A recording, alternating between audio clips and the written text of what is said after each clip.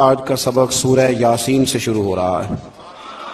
یاسین کا ترجمہ حروف مقطعات ہیں، لیکن مقطعات حروف کے علاوہ جن بزرگوں نے کیا ہے انہوں نے یہ کیا ہے کہ یاسین کا معنی ہے رب فرماتا ہے اے میرے سید، اے میرے سردار۔ فرمایا والقرآن الحکیم، مجھے قرآن مجید کی قسم ہو، انک لمن المرسلین، بے شک آپ رسولوں میں سے ہیں، مجھے قسم ہو کہ بے شک آپ رسولوں میں سے ہیں۔ پھر اللہ تبارک و تعالیٰ نے آگے متعدد آیات کے اندر سورہ یاسین کی متعدد آیات کے اندر اللہ تبارک و تعالیٰ نے غافل لوگوں کو اللہ کے عذاب سے ڈرایا ہے اور ان پر حق کی حجت کو قائم کیا ہے۔ لیکن کچھ سرکش لوگ ایسے ہوتے ہیں جن پر دعوت حق کا اثر نہیں ہوتا۔ دعوت حق انہی پر اثر ہوتا ہے جو نصیحت کو قبول کرتے ہیں، جن کا طریقہ ہے کہ وہ نصیحت کو قبول کرتے ہیں، جن کا مزاج نہیں نا کہ نصیحت کو قبول کرنے کا، تو ان لوگوں پر حق کی دعوت کا کوئی اثر نہیں ہوتا۔ پھر آیت نمبر 38 سے اللہ تبارک و تعالیٰ کی قدرت اور جلالت کا بیان کیا گیا کہ سورج، چاند اور سیارے تمام قادر مطلق کے نظم کے تابع ہیں اور یہ ممکن نہیں کہ ان میں سے کوئی فساد یا ٹکراؤ ہو جائے۔ پھر آیت نمبر 48 میں فرمایا کہ کفار کہتے ہیں وہ وعدہ کب آئے گا کہ تم سچے ہو۔ اس کے بعد پھر اللہ تعالیٰ نے وقوع قیامت کا ذکر فرمایا ہے اور بعثت بعد الموت کو مختلف پیرایوں کے اندر بیان فرمایا ہے۔ آیت نمبر 54 سے ارشاد فرمایا کہ بغیر کسی ظلم کے اعمال کا بدلہ دینے اور جنتی لوگوں کے لیے نعمتوں کا ذکر ہے اور مجرموں کو الگ کرنے اور جہنم کے عذاب کا بھی اللہ نے انہی آیات کے اندر تذکرہ فرمایا ہے۔ آیت نمبر 65 میں اللہ تبارک و تعالیٰ نے بتایا ہے کہ قیامت کے دن مجرموں کے منہوں پر مہریں لگا دی جائیں گی، منہ ہوں گے ان پر مہر لگا دی جائے گی اور ان کے ہاتھ، پیر اور دیگر اعضاء سلطانی گواہ بن کے اللہ کی عدالت میں ان کے خلاف گواہی دیں گے۔ ہاتھ بھی خلاف گواہی دے گا، پیر بھی خلاف، زبان پہ تو مہر ہوگی، یہ گواہ بن جائیں گی ساری چیز کہ ہم سے کیا کیا جرائم کرائے جاتے تھے۔ پھر آیت نمبر 68 میں بتایا کہ جسے ہم لمبی عمر دیتے ہیں تو ہم اس کی جسمانی بناوٹ کو ابتدائی حالت کی طرف الٹ دیتے ہیں، یعنی ایسی لمبی عمر کی دعا مانگنی چاہیے جس میں انسان کی عقلی، علمی، فکری اور جسمانی قوت سلامت رہے۔ اس میں سلامت نہ رہے اس لمبی عمر کی دعا، اس کے لیے بزرگوں نے یہ دعا سکھائی ہے کہ دعا اس طرح مانگو، یا اللہ جب تک تو میرے لیے بہتر سمجھتا ہے مجھے دنیا میں رکھ، اور جب میرے حق میں بہتر نہ ہو تو پھر مجھے اپنی بارگاہ کا قرب عطا فرما، پھر تو مجھے اپنے قریب بلا لے۔ آیت نمبر 78 سے اللہ تبارک و تعالیٰ نے منکرین قیامت کے اس عقلی سوال کا ذکر فرمایا ہے کہ جب انسان مر جائے گا اور ہڈیاں تک بوسیدہ ہو جائیں گی تو دوبارہ کون زندہ کرے گا؟ پھر جواب دیا کہ دوبارہ بھی وہی خالق زندہ کرے گا جس نے بغیر کسی نام و نشان کے پیدا کر دیا تھا۔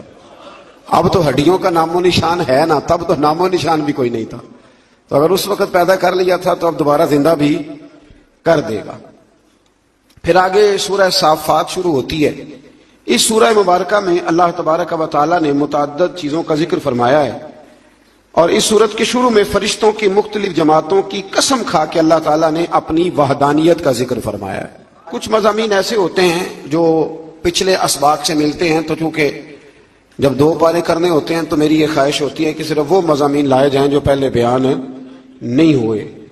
تو اس میں اللہ تبارک و تعالیٰ نے ارشاد فرمایا آیت نمبر 40 سے لے کر 49 تک، فرمایا کہ اللہ تعالیٰ کے برگزیدہ بندوں کو آخرت میں عطا کی جانے والی کچھ نعمتیں ہیں، ان کا ذکر ہے کہ انہیں عمدہ میوے ملیں گے، وہ جنت میں عزت اور احترام کے ساتھ ایک دوسرے کے مقابل مسندوں پر بیٹھے ہوئے ہوں گے، سفید اور لذیذ شراب طہور کے جام گردش میں ہوں گے جن سے نہ درد سر ہوگا نہ ہوش اڑیں گے، پیکرے شرم و حیا حوریں ہوں گی، وہ بلند مقام سے جہنمیوں کا مشاہدہ کر رہے ہوں گے اور گویا جہنمی بھی ان کی طرف بڑی حسرت کے ساتھ دیکھ رہے ہوں۔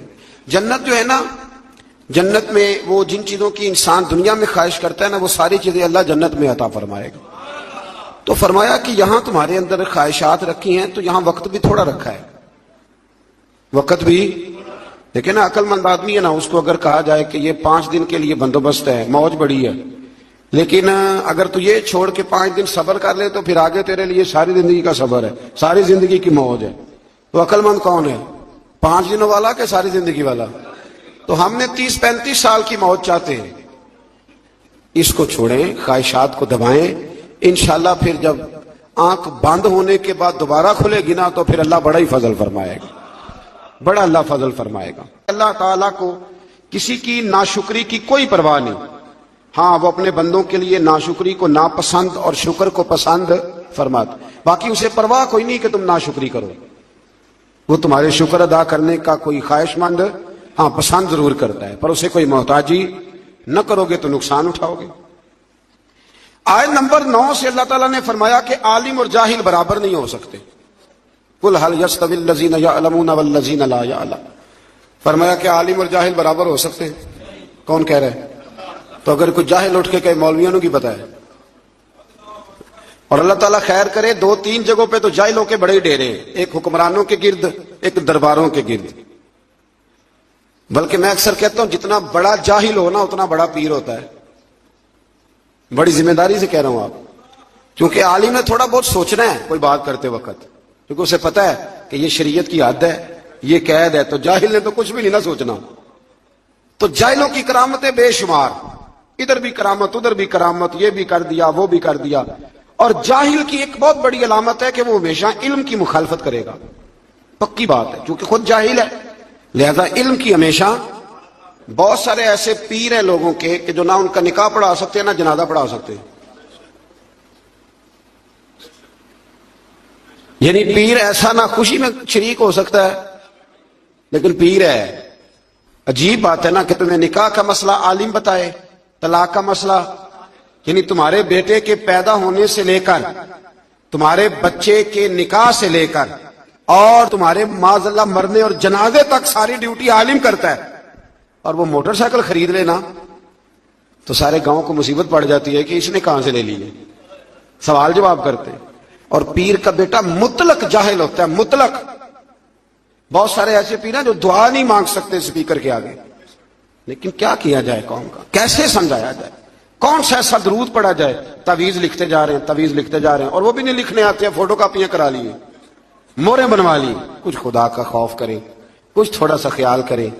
پیر کے لیے پہلی شرط یہ ہے کہ اسے خود تو رستے کا پتا ہو کہاں جانا ہے، اس ڈرائیور کو خود نہیں پتا وہ آپ کو لاہور کیسے پہنچائے گا، اس کو خود تو پتا ہو، باں جلمو جو کرے فقیری، وہ کافر مرے دیوانہ ہو، مہربانی کرے۔ جبے کبے دیکھتی ہے قوم، بڑے بڑے جناب رنگ ڈنگ دیکھتی ہے تو الجھ جاتی ہے۔ تو اللہ تبارک و تعالیٰ نے فرمایا عالم اور جاہل برابر ہو سکتے، اللہ نے کہا ہے، اس لیے ہماری ڈیوٹی ہے علماء کو عزت دے، یہ ہماری ڈیوٹی ہے۔ میں کئی دفعہ علماء کی شان میں حدیث اس لیے نہیں بیان کرتا کہ وہ لوگ ہم پہ فٹ نہ کر لیں، اور اندر نفس بیٹھا ہے، وہ بھی کئی دفعہ کہتا ہے کہ چاہے تو اپنی بات کر رہا ہے، لیکن رمضان ہے، میں خالصتاً اللہ کی رضا کے لیے عرض کرتا ہوں۔ میرے رسول کریم علیہ السلام نے عالم کے لیے فرمایا ہے، فرمایا عالم میرا جانشین ہے۔ کوئی ضعیف روایت نکال کے دکھائے کہ حضور نے کہا درویش میرا جانشین ہے، ٹھیک ہے، جو عالم بے عمل ہے میں ان کی بات نہیں کر رہا، لیکن حضور نے فرمایا علماء انبیاء کے وارث ہیں، اور صاحب تفسیر روح البیان نے حدیث لکھی ہے، حضور نے فرمایا جس نے عالم سے ہاتھ ملایا سمجھے میرے ساتھ ملایا ہے، جس نے سچے عالم کی سنگت کی سمجھے میری سنگت کی۔ اور کیا خوبصورت لفظ ہیں حدیث کے، حضور فرمانے لگے جس نے عالم کا چہرہ دیکھا سمجھے اپنے نبی کا دیدار کیا ہے۔ آپ چھوٹی بات سمجھتے ہیں اس کو؟ اس لیے وقت نکال کر، میں اپنی ذاتی زندگی میں وقت نکال کے جاتا ہوں علماء سے ملنے، پتہ چل جائے مستند اور با عمل عالم آیا تو میں کبھی پیچھے نہیں رہتا، میں آگے بڑھ کے جاتا ہوں، ملاقات کرنے کی کوشش کرتا ہوں، اور یہ حدیثیں میرے ذہن میں ہوتی ہیں ہمیشہ۔ کوشش فرمایا کریں، اللہ تبارک و تعالیٰ سمجھنے کی توفیق عطا فرمائے۔ پھر اللہ تبارک و تعالیٰ نے آیت نمبر 10 میں مومنین کو تقوی پر کاربند رہنے اور رکاوٹ کی صورت میں اللہ کی زمین کے وسیع ہونے اور مصائب و آلام پر صبر کرنے والے کے لیے بے حساب اجر و ثواب کا ذکر کیا ہے۔ فرمایا اگر تقوی کے رستے میں تمہارا ملک رکاوٹ بنے تو زمین بڑی وسیع ہے، کہیں اور چلے جاؤ، لیکن اختیار تقوی کرنا ہے۔ پھر آیت نمبر 15 سے غیر اللہ کی عبادت کرنے والوں کے لیے عذاب شدید اور بتوں کی عبادت سے اجتناب کرنے والوں اور اللہ کی طرف رجوع کرنے والوں اور اچھی بات سن کر پیروی کرنے والوں کو بشارت دیتے اور ہدایت دینے کا بھی میرے رب نے ذکر فرمایا۔ آیت نمبر 22 میں فرمایا کہ جس کے سینے کو اسلام کے لیے اللہ کھول دیتا ہے تو وہ اپنے رب کی طرف سے نور ہدایت پہ قائم رہتا ہے۔ کوئی اللہ خوشخبری دے رہا ہے کہ اگر میں نے تمہیں کلمے کی توفیق دیا تو سمجھو میں نے ہدایت کا رستہ تم پہ واضح فرما دیا۔ پھر آیت نمبر 23 میں قرآن مجید کی اثر آفرینی کو بیان کیا گیا۔ یہ ملتے جلتے مضامین پر مشتمل بہترین کلام ہے جسے بار بار دہرایا جاتا ہے۔ جن کے دلوں میں خشیت الہی ہے اسے سن کر ان کے بدن کے رونگٹے کھڑے ہو جاتے اور ان کے جسم اور دل اللہ کی یاد کے لیے نرم ہو جاتے۔ فرمایا یہ ملتے جلتے مضامین ہیں جن کو بار بار دہرایا جاتا ہے۔ قرآن میں کون سے مضامین ہیں اور بار بار؟ یہ شکوہ بھی چھوڑ دیں کہ ہماری مسجد کا خطیب ہر سال ایک ہی مضمون بیان کرتا ہے۔ اللہ کہتا ہے قرآن کے مضامین کو بار بار دہرایا جاتا ہے۔ تو جنگ بدر ہر سال جب بیان ہوتی ہے تو وہی بیان ہوگی نا جو پہلے سے حدیثوں میں لکھی ہوئی ہے۔ ایک کوئی نیا واقعہ درج کر کے بیان ہو۔ قوم کو اس پہ بھی شکوہ ہوتا ہے، کہتے پچھلے سال بھی سنایا تھا۔ میں ایک جگہ پہ گیا تو مجھے کچھ لوگ کہنے لگے جی آپ تقریر چھوٹی کرتے ہیں تو آپ نا آج ہم نے لمبی تقریر سنی ہے، پچھلے سال بھی آپ نے 40 منٹ تقریر کی تھی۔ میں کہا تسی پچھلے سال والی سناؤ تے نویں سن لو۔ ٹھیک ہو گیا نا جی۔ میں نے کہا پچھلی سنائیں اور نہیں سن لیں۔ اور کبھی کبھی بڑے سکھانے والے لوگ بھی ملتے ہیں۔ ایک جگہ میں تقریر ختم کرنے لگا تو ایک بزرگ ہیں، وہ بڑا مجھ سے پیار کرتے محبت کرتے ہیں، بڑی ان کی دلچسپی ہے۔ تو میں نے تقریر ختم کرتے ہوئے کہا کہ بس جی۔ تو بابا جی کہنے لگے نہیں تھوڑی سی اور۔ میں کہ جب میں کہاں ختم ہو گئی ہے، کہنے جی ختم ہو گئی تو مڈو لگ پو، یہی سنا دیو دوبارہ۔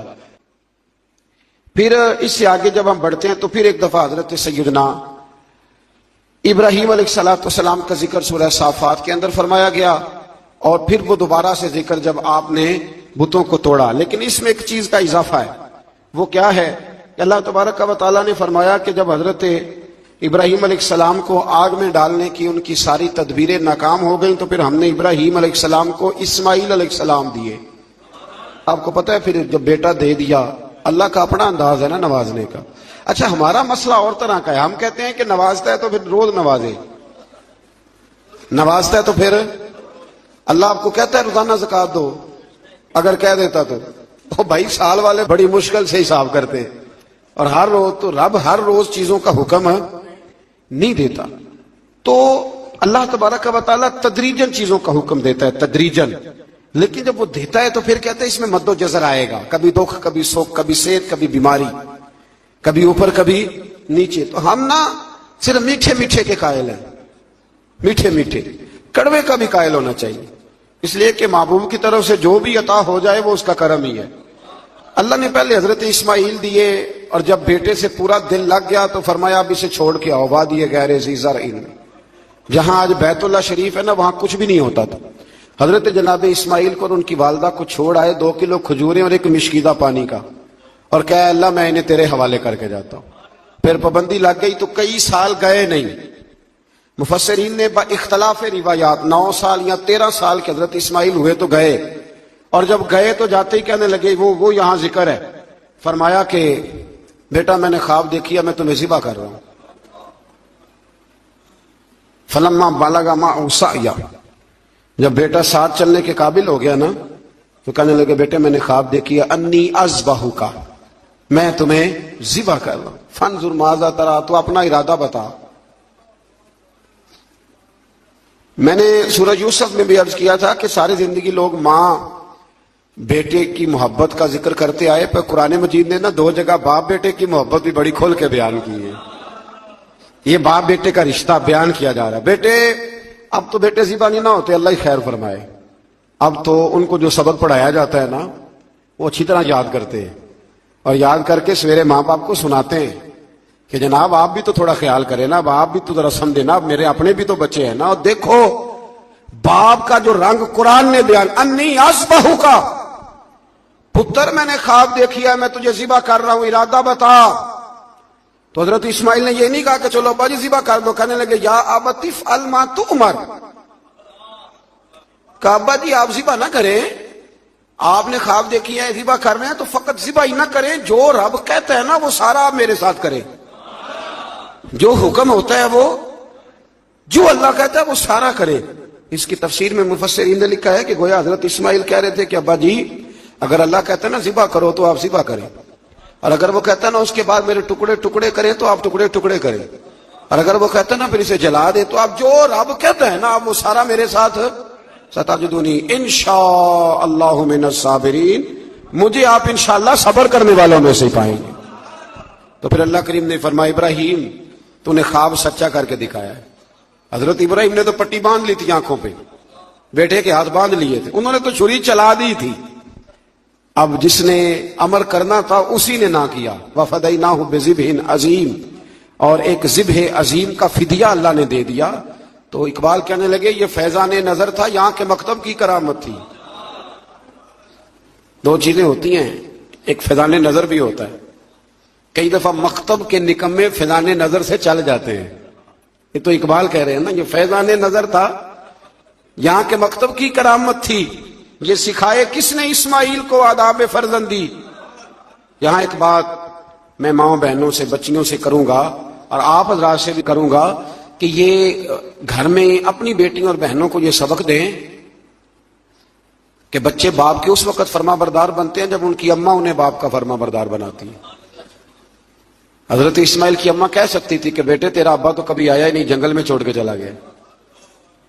یہ کہہ سکتی تھی, اور کیا کچھ ذہن میں بچے کے بیٹھ سکتا تھا. پر حضرت ہاجرہ نے کہا پتر تیرا باپ چھوڑ کے گیا ہے نا تو ایسے نہیں چھوڑ کے گیا, تیرا باپ اللہ کا رسول ہے, اللہ کا پیغمبر ہے. اور میں باپ سے بھی کہوں گا کہ ماں کا ادب کرا سکتا ہے تو ابا کرا سکتا ہے. ابا کرائے ادب, ان کو کہے کہ بیٹا میں تو باہر رہتا تھا, تمہاری ساری پریشانیاں تمہاری ماں نے دیکھی. یہاں یہ ہوتا ہے کہ ماں باپ اپنے حق میں دلائل دیتے دیتے وہ دونوں ہی چھٹی کر جاتے ہیں. وہ کہتے ہیں چلو ٹھیک ہے آپ دونوں راضی رہیں, اپنے اپنے حق میں دلائل نہ دیں. یہ ویسے بھی کمزور لوگوں کا طریقہ ہے. آپ کبھی جو میں نے آیہ کریمہ پڑھی اس کی آپ شان نزول دیکھیں.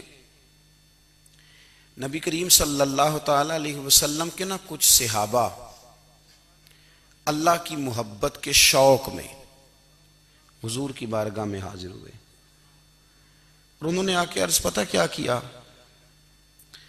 عرض کرنے لگے یا رسول اللہ صلی اللہ تعالی علیہ وسلم سالوں بیت گئے ہیں سجدے کرتے ہوئے, حضور سالوں بیت گئے ہیں تسبیح پڑھتے ہوئے, سالوں بیت گئے کہتے ہوئے کہ سبحان اللہ وہ پاک ہے, ہمیں سالوں بیت گئے یہ کہتے ہوئے کہ اللہ اکبر وہی سب سے بڑا ہے, سالوں بیت گئے کہتے ہوئے کہ الحمدللہ ساری تعریفیں اللہ کے لیے, سالوں بیت گئے اس کی تسبیح کرتے تحلیل کرتے تکبیر کہتے. حضور اب نہ ہمارا اپنے رب سے ملنے کو جی چاہتا ہے. کبھی اے حقیقت منتظر نظر آ نہ لباس مجاز میں, لاکھوں سجدے تڑپ رہے ہیں میری جبین نیاز میں. اور اقبال کہنے لگے کہ تیرے عشق کی انتہا چاہتا ہوں, تو میری سادگی دیکھ کیا چاہتا ہوں, میرا ذرا سا تو دل ہے مگر شوق اتنا, میں وہی لن ترانی سنا چاہتا ہوں. میرا بھی دل کرتا ہے کہ اللہ میں تجھے کہوں میں تجھے دیکھنا چاہتا ہوں جس طرح حضرت موسیٰ کلیم علیہ السلام نے کہا تھا, اور تو مجھے کہے کہ لن ترانی تو نہیں دیکھ سکتا, ذرا سا تو دل ہے مگر شوق اتنا, میں بھی وہی لن ترانی سنا چاہتا ہوں. پھر کہنے لگے بھری بزم میں راز کی بات کہہ دی, بڑا بے ادب ہوں سزا چاہتا ہوں. دیکھو سب لوگوں کے بیچ ہی میں نے یہ کہہ دیا. میرے عزیز صحابہ نا شوق میں, کتنے سارے لوگ ہیں آپ, کتنی ماشاءاللہ بڑی تعداد میں آپ آئیں. ہم بھی کبھی اس شوق میں گئے ہیں کہ ہمارے رب کو دیکھنے کو دل چاہتا ہے, ہمارا جی چاہے وہ کبھی ہمیں ملے, ہم کبھی اس کی زیارت کریں, اس کی بارگاہ کرم میں ہم حاضر ہوں. صحابہ نے عرض کیا یا رسول اللہ صلی اللہ تعالی وسلم ہمارا رب کہاں ہے, ہمارا نا اپنے رب کو دیکھنے کو جی چاہتا ہے. جب صحابہ نے یہ عرض کیا تو اللہ نے قرآن مجید نازل کیا, فرمایا وَإِذَا سَأَلَكَ عِبَادِي أَنِّي فَإِنِّي قَرِيبٌ, محبوب جب میرے بندے آپ کی بارگاہ میں آ کے میرے بارے میں پوچھیں نا تو ان سے کہہ دینا میں ان کے قریب ہی ہوں. قریب ہی ہوں. دلیل کیا ہے؟ بھائی عزادان یہ جب بھی مجھ سے دعا مانگیں گے میں ان کی دعاؤں کو قبول فرماؤں گا. میں ان کے قریب ہوں، میں ان کے قریب ہوں. یہ جب بھی دعا مانگیں گے نا میں قبول کروں گا، میں ان کے قریب ہوں. اللہ تبارک و تعالیٰ کے بندے اللہ سے محبت کرتے، رب کی بارگاہ میں جھکتے، اس کو اپنے دکھ سناتے، اس کے پیارے محبوب صلی اللہ تعالیٰ علیہ وسلم کا وسیلہ لے کے اس کے حضور حاضر ہو جاتے، پیشانیاں سجدوں سے روشن ہوتی. ہم نہ ہر چیز کے لیے وقت نکالتے ہیں، ہر چیز کے لیے، لیکن عبادت کے لیے وقت نہیں نکالتے. ہر شے آباد ہے، ہر شے.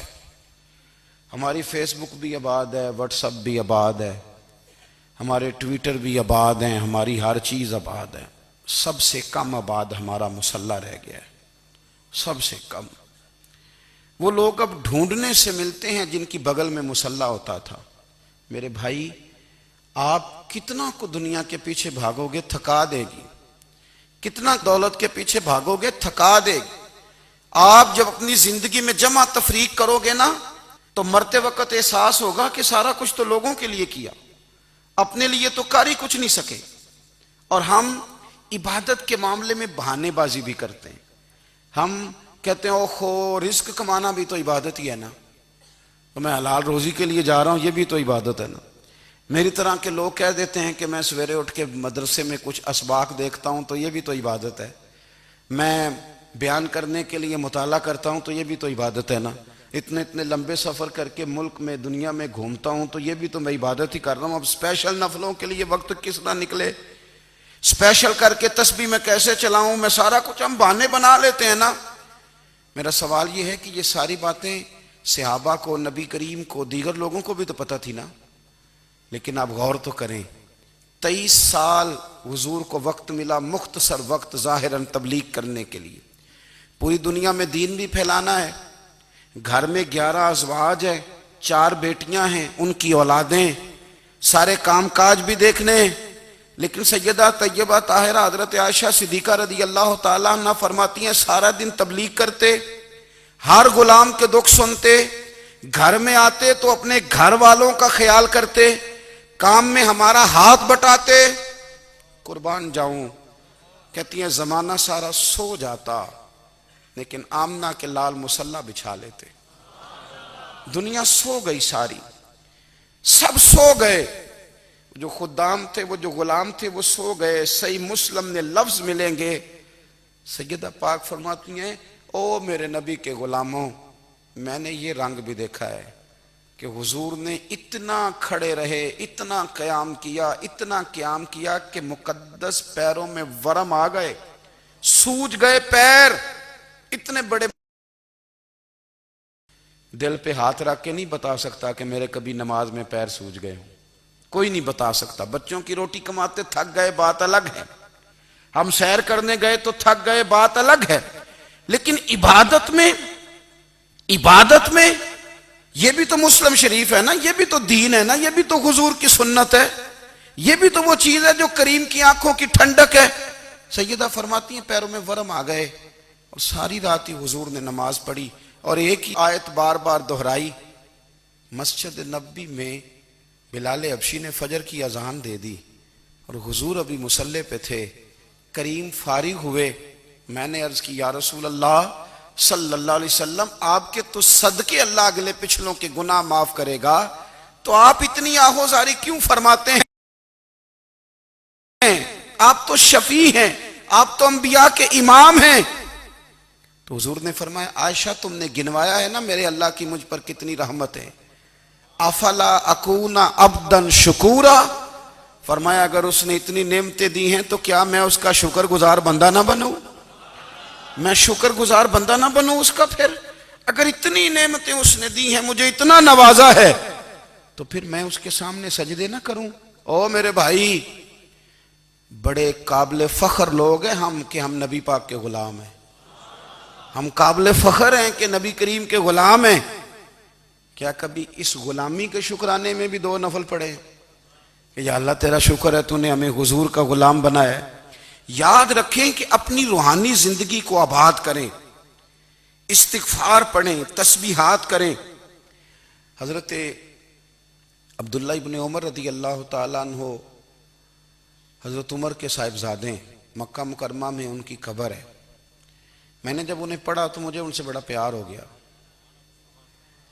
لیکن آپ کو پتہ ہے وہاں جا کے کسی شخص کا مزار تلاش کرنا یا پوچھنا ایک مشکل کام ہوتا ہے۔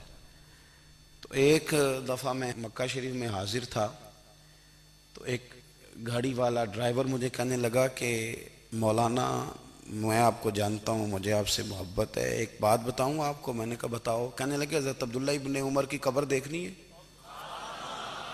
میں نے کہا یہ تو نہیں کہہ رہا، یہ کسی نے بندوبست کرایا ہے، یہ اللہ نے تیرے دل میں بات ڈالی ہے، یہ ہو گیا تو لے چل مجھے۔ حضرت عبداللہ ابن عمر کو نبی پاک نے فرمایا تھا راجل صالح، یہ نیک بندہ ہے، یہ متقی آدمی۔ حضرت عبداللہ ابن عمر رضی اللہ تعالیٰ عنہ سیدنا فاروق اعظم رضی اللہ تعالیٰ عنہ کے صاحبزادے ہیں، اور ان کی ہمشیرہ سیدہ حفصہ رضی اللہ تعالیٰ عنہ حضور کی زوجہ محترمہ ہیں۔ ایک دن اپنی ہمشیرہ سے کہنے لگے کہ نبی کریم صلی اللہ تعالیٰ علیہ وسلم گھر میں آئے نا، اور اگر حضور غم امت میں پریشان نہ ہوں، طبیعت کو حشاش بشاش دیکھو، تو ذرا پوچھنا تو صحیح حضور کا میرے بارے میں کیا خیال ہے، پوچھنا تو صحیح کہ کریم کی بارگاہ میں میرا کیا مقام ہے، میرے بارے میں حضور کیا فرماتے ہیں۔ اب بہن کو کام بتائے، اور بتائے بھی بھائی، اور پھر بہن وہ کام نہ کرے، یہ تاریخ میں ہوتا نہیں۔ حضرت عمر فاروق رضی اللہ تعالیٰ عنہ کی صاحبزادی ام المومنین رضی اللہ تعالیٰ عنہ فرماتی ہیں کہ میں تو بس منتظر تھی۔ انہوں نے تو کہا تھا نا کہ اگر تم حشاش بشاش دیکھو تو بات کرنا، لیکن حضور تشریف لائے، میری باری تھی، میرے گھر تشریف لائے، کھانا پیش کیا تو فوراً میں نے عرض کی حضور ایک بات پوچھنی تھی۔ تو حضور نے فرمایا پوچھئے۔ میں نے عرض کی حضور میرے بھائی عبداللہ ابن عمر کے بارے میں آپ کا کیا خیال ہے؟ نوجوانوں میری بات پہ غور کرنا، میرے بھائی کے بارے میں آپ کا کیا خیال ہے؟ تو نبی کریم صلی اللہ تعالیٰ علیہ وآلہ وسلم نے میری طرف دیکھا، اور پھر حضور زیر لب تھوڑا مسکرائے، اور بریلی کے امام کہتے ہیں کہ حضور مسکرا دیتے تھے نا تو جو بڑا دکھی ہوتا تھا وہ بھی ہنس پڑتا تھا۔ اب سوال پیدا ہوتا تھا کہ پھر تو اس مسکراہٹ کے لیے انتظار کرنا پڑتا ہوگا کئی مہینے کہ حضور مسکرائیں تو رونے والے ہنسیں، تو اعلیٰ حضرت فرماتے نہیں، انتظار نہیں کرنا پڑتا، یہ مسکراتے رہنا تو حضور کی عادت ہے۔ جس کی تسکین سے روتے ہوئے ہنس پڑے، اس تبسم کی عادت پہ لاکھوں سلام۔ یعنی یہ تو عادت ہے حضور کی مسکراتے رہنا، اس کے لیے انتظار نہیں کرنا پڑتا۔ بھائیو آپ خیال رکھیں گے، غور کریں گے، حضرت عبداللہ ابن عمر رضی اللہ تعالیٰ عنہ کے بارے میں پوچھا تو سیدہ فرماتی ہیں کہ نبی کریم صلی اللہ تعالیٰ علیہ وسلم نہ زیر لب مسکرائے اور فرمائے حفصہ تیرا بھائی ہے تو اچھا، لیکن میں نے سنا ہے کہ عشاء کی نماز پڑھتا ہے تو فجر تک سویا ہی رہتا ہے۔ او نوجوانوں، 10 بجے تک سونے کی بات نہیں ہوئی، 9 بجے تک سونے کی بات نہیں ہوئی، 11 بجے اٹھنے کی بات نہیں۔ حضور فرمانے لگے میں نے سنا ہے کہ عشاء کی نماز پڑھ کے سو جاتا ہے اور فجر تک سویا ہی رہتا ہے، اسے چاہیے کہ تہجد کے وقت اٹھا کرے، اللہ کی بارگاہ میں حاضر ہوا کرے، آہوزاری کرے، سجدے کرے، عبادت کرے، اٹھتا ہے اور فجر میں جا کے اٹھتا ہے۔ حضرت جناب حفصہ رضی اللہ تعالیٰ عنہ کہتی ہے میں نے جناب عبداللہ ابن عمر کو پیغام دیا اور میں نے کہا میرے جوان بھائی سن، نبی پاک نے فرمایا ہے تو اچھا پر تہجد میں نہیں اٹھتا، نفل نہیں پڑھتا۔ او میری ملت کے جوانوں، مزہ نہیں آ جاتا جب ساری دنیا سوئی ہو، ساری دنیا، اور بستر بھی گرم ہو اور نیند بھی پورا غلبہ کر رہی ہو، اور اچانک گھنٹی بجے دماغ میں، آنکھ کھلے، گھڑی پہ نظر پڑے، 3:30 4 بجے کا پیغام گھڑی بتائے، اور کوئی چڑھتی جوانی والا اٹھ کے وضو کرے، اور جب وہ مصلی کھول کے بچھائے تو مدینے والے محبوب کہتے ہیں کہ ہر نماز پہ رب ثواب دیتا ہے، اور جو اٹھ کے تہجد کی نماز پڑھے اسے دیکھ کے تو رب مسکراتا ہے، جو اس کی شان کے لائق ہے، جو اس کی شان کے لائق۔ وہ مسکراتا ہے، خوش ہوتا ہے کہ میرا بندہ تہجد میں اٹھ گیا، وہ مسکراتا ہے۔ کاش ہماری صبحیں کبھی اپنے مالک کے نام ہو جائیں، کاش کے صبحیں۔ حضرت ابو الحسن رحمۃ اللہ تعالی علیہ حضرت معاذ ابن جبل رضی اللہ تعالیٰ عنہ کے پاس بیٹھا کرتے تھے، فرماتے ہیں ان سے جو پیار بڑھا تو پھر میرا مصلی سے بھی بڑھ گیا۔ تابعی ہیں، فرماتے ہیں صحابی رسول سے محبت ہوئی تو ذکر سے بھی ہو گئی، پھر درود شریف سے بھی ہو گئی، محبت ان سے بڑھی تو پھر اللہ نے مسجد کا پیار بھی بڑھا دیا۔ آپ فرماتے ہیں کہ میری ہر وقت طبیعت چاہتی تھی کہ بس اللہ اللہ کروں، بس اللہ اللہ کروں، بس نہ میں ذرا تھوڑی جان چھڑاؤں لوگوں سے، کوئی 10 منٹ ملے تو میں کچھ 4 نفل پڑھ لوں، میں تھوڑا سا نہ بچوں لوگوں سے، اور مجھے تسبیح ملے تو میں نہ کچھ 400-500 دفعہ استغفار پڑھوں، سبحان اللہ، الحمدللہ، اللہ اکبر، لا حول ولا قوت الا باللہ، میں نہ تسبیحات پڑھوں۔ دیکھیں نا حضرت عبداللہ ابن عمر رضی اللہ تعالیٰ عنہ کی اہلیہ بیمار تھی، تو جلدی جلدی سے وہ آئے، تو جب بہت جلدی ہو، سفر بڑا شدید تھا، تو آپ نے جلدی سے نماز ادا کی، جلدی سے چلے۔ آپ کے خادم کہنے لگے حضور خیریت ہے؟ فرمایا میری بیوی بیمار ہے۔ تو اس نے عرض کی حضور آپ کی اہلیہ بیمار ہے، تو آپ نے نماز بھی جلدی سے پڑھی، سفر بھی جلدی جلدی کیا۔ تو فرمانے لگے یہ وہ چیزیں ہیں جو ہمیں مدینے والے رسول نے سکھائی۔ آپ اس کیفیات کو سمجھیں کہ حضور صلی اللہ علیہ وسلم نے درس دیا۔ اور پھر ایک اور بہت بڑی بات، یہ فضیلت کسی اور کو نہیں دی، جو عورت کو حضور نے فضیلت دی، یہ فضیلت کسی اور کو نہیں دی۔ کبھی حضور نے فرمایا کہ تمہارا ابا تمہارے ساتھ بہت سخت رویہ کرے تو تم نے اس کو اس سختی پر داد دینی ہے؟ فرمایا چلو اگر وہ زیادتی بھی کرے تو تم نے اس کے ساتھ سلوک اچھا ہی کرنا ہے۔ لیکن آپ ایک بات کو سمجھے نا کہ بچے کے بارے میں، بیٹے کے بارے میں، بیٹی کے بارے میں فرمایا 10 سال کے ہو کے نماز نہ پڑھیں تو سختی کرو، تمہارا ڈنڈا بھی لٹکنا چاہیے۔ بہت ساری جگہوں پہ بہت سارے لوگوں کے لیے سختی کا حکم دیا، لیکن عورت کے لیے حضور نے جو جملے کہے، اصل میں ہم سمجھتے ہیں کہ یہ ایک بات ہے، مشہور ہو گئی ہے روایت حدیث، تو بس اس کے پس منظر پر اور جملوں کے حسن پر شاید معاذ اللہ غور کرنے کی ضرورت نہیں، ذرا اس لفظ کی تاثیر پر غور کریں۔ حضور نے فرمایا عورت ٹیڑھی پسلی سے پیدا کی گئی ہے، یہ ٹیڑھی ہے، کو سیدھا کرنے کی کوشش کرو گے تو ٹوٹ جائے گی۔ تو حضور پھر ہمارے لیے حکم کیا ہے؟ فرمایا جیسی ہے تم اسی کے ساتھ نبھا کرو۔ آپ سمجھیں کہ اتنا محفوظ حضور نے درجہ دے دیا بی بی کو، اتنا محفوظ کہ فرمایا غلطی بھی ہو تو میرے غلاموں تم اس کے ساتھ نبھا کرو، گزارا کر لو۔ کو کیا اور حق چاہیے عورت کو، جس کو اس کی غلطیوں سمیت نبی پاک نے قبول کرنے کا حکم دے دی کہ اس کی کمزوریوں سمیت قبول کر لو۔ اب اس کو اور کیا کوئی کمزوریوں سمیت قبول کرتا ہے؟ کبھی آپ دکان پہ بیٹھے ہو تو آپ کہیں بھی اس میں یہ بھی غلطی، میرے مال میں یہ بھی کمزوری ہے، یہ بھی کمزوری ہے، یہ بھی کمزوری ہے، تو کر لے قبول؟ کرتا ہے کوئی؟ کوئی شخص ایسا ہو جو کسی چیز کی کمزوریاں بیان کر کے کہ اسے قبول کرو؟ پر رسول کریم صلی اللہ تعالی علیہ وسلم نے نا ہمیں سبق دیا، حضور نے ہمیں درس دیا، نبی پاک نے ہمیں پیغام دیا۔ فرمایا یہ ٹیڑھی ہے، سیدھی کرنے کی کوشش کرو گے تو بیچاری ٹوٹ جائے گی، تو اس کے ساتھ نبھا کر جاؤ۔ آپ میری بات کو سمجھیے گا۔ چلیں میں اس پر ایک اور بخاری مسلم کی حدیث پڑھتا ہوں۔ حضرت سلمان فارسی رضی اللہ تعالیٰ عنہ اور حضرت ابو دردہ کے درمیان بھائی چارہ تھا۔ مکے سے مدینے جب لوگ آئے تو حضور نے بھائی بھائی بنایا تھا، ان کے درمیان بھائی چارہ تھا، تو ابھی پردے کی آیات نازل نہیں ہوئی تھیں، تو لوگ ایک دوسرے کی طرف جاتے تھے۔ حضرت سلمان فارسی رضی اللہ تعالیٰ عنہ حضرت ابو دردہ رضی اللہ تعالیٰ عنہ کے گھر میں تشریف لے گئے تو دیکھا کہ ان کی بیوی بڑی غمگین بیٹھی ہیں۔ تو ہم نے فرمایا بہن کیا ہوا؟ تو کہنے لگی تمہارے بھائی کو دلچسپی کوئی نہیں رہی، ہر روز روزہ رکھ لیتا ہے اور ساری رات نفل پڑھتا ہے۔ حضرت سلمان فارسی کہنے لگے ٹھیک ہے کر لیتے ہیں بندوبست۔ نماز دین ہے کہ نہیں؟ دین ہے نا یہ چیزیں۔ لیکن حضرت سلمان فارسی جناب ابو دردہ سے کہنے لگے آج میں نے تیرے گھر میں رہنا رات کو، کیونکہ وہ تو ساری رات نماز پڑھتے تھے، نفل پڑھتے تھے۔ انہوں نے کہا ٹھیک ہے، ایک بستر لا کے بچھا دیا حضرت سلمان فارسی کے لیے۔ سلمان فارسی فرمانے لگے دوسرا بھی لا۔ کہا وہ کیا کرنا ہے؟ فرمانے لگے تو نے بھی سونا ہے، میں نے بھی سونا ہے، تو نے بھی سونا ہے، عشاء پڑھیں گے اور پھر دونوں سوئیں گے۔ کہا میں نے تو نماز پڑھنی ہے۔ فرمایا تہجد کے وقت اٹھ کے پڑھیں گے، اللہ کے رسول بھی رات آخری حصے میں جا کے نماز پڑھتے ہیں۔ ادھر ساتھ سلا لیا. وہ تھوڑی کو دیر سوئے, اب عادت تھی ساری رات اٹھنے کی, ذرا اٹھنے لگے بستر سے تو حضرت سلمان فارسی فرمایا چپ کر کے سو جا, وہ بڑی رات پڑی ہوئی, چپ کر کے سو جا. وہ لیٹ گئے, پھر اٹھنے لگے تو فرمایا سو جا چپ کر کے, بڑا ٹائم ہے. سحری کے وقت اٹھے, نفل پڑھے. ان کا ارادہ تھا روزہ رکھنے کا, تو فرمانے لگے کل رکھا تھا نا نفلی روزہ, جی رکھا تھا, پرسوں بھی رکھا تھا, ترسوں بھی رکھا تھا. فرمایا آج نہیں رکھنا, آج میں تیرا مہمان ہوں, سارا دن اکٹھے مل کے روٹیاں کھائیں گے, آج نہیں روزہ رکھنا.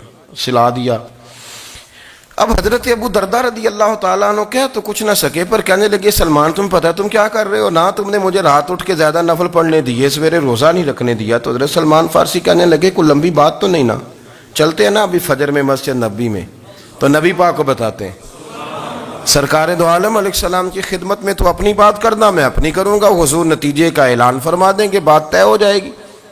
حاضر خدمت ہوئے, عرض کی یا رسول اللہ صلی اللہ تعالیٰ علیہ وسلم یہ ساری رات نفل پڑھتے ہیں, ہر روز روزہ رکھتے ہیں, ان کی اہلیہ غمگین بیٹھی ہیں, حکم فرمائیں. تو نبی پاک صلی اللہ علیہ وسلم نے فرمایا پھر ہوا کیا؟ یا رسول اللہ میں نے رات سلایا ہے, سحری میں اٹھایا ہے, سویرے روزہ نہیں رکھنے دیا. نبی پاک نے فرمایا سلمان فارسی نے ٹھیک کیا, سلمان فارسی نے ٹھیک کیا. پھر حضور نے فرمایا, نبی کریم نے فرمایا ابو درداء تیرے اوپر اگر اللہ کا حق ہے, اس کے رسول کا حق ہے, دین کا حق ہے, تو فرمایا تیری آنکھ کا بھی تیرے اوپر حق ہے, تیرے وجود کا بھی تیرے اوپر حق ہے. یہ حضور نے فرمایا تیرے بچوں کا بھی تیرے اوپر حق ہے, تیری بیوی کا بھی تیرے اوپر حق. اس حق کو بھی سمجھے, حقوق اللہ بھی ہیں, پر تیری آنکھ کا بھی تیرے اوپر. کیا مانا کہ تیری آنکھ سونا چاہتی ہے تو اسے سلا بھی, تیرے وجود کا بھی تیرے اوپر حق ہے. تو تیرا وجود آرام کرنا چاہتا ہے تو اسے آرام بھی کرا. اور پھر وہاں نبی پاک صلی اللہ علیہ وسلم نے فرمایا میں تم سب, سننا یہ لفظ حدیث کے, حضور نے اسی موقع پر فرمایا میں تم سب سے زیادہ اپنے رب کو جانتا ہوں اور میں تم سب سے بڑھ کر اپنے رب سے ڈرتا ہوں. حضور فرمانے لگے میں روزہ بھی رکھتا ہوں, افطار بھی کرتا ہوں, یعنی کبھی رکھتا ہوں اور کبھی نہیں رکھتا. فرمایا میں نفل بھی پڑھتا ہوں اور اپنی بیویوں کو وقت بھی دیتا ہوں. سرکار مسجد میں بھی آتے تھے, نواسوں کے ساتھ کھیلا بھی کرتے تھے, ان کے ساتھ پیار بھی کرتے تھے. تو اتنے بڑے حقوق حضور نے بیان فرمائے عورتوں کے کہ تمہاری بیوی کا بھی تمہارے اوپر. لو ایک حدیث بخاری کی اور یہاں بیان کر دیتا ہوں.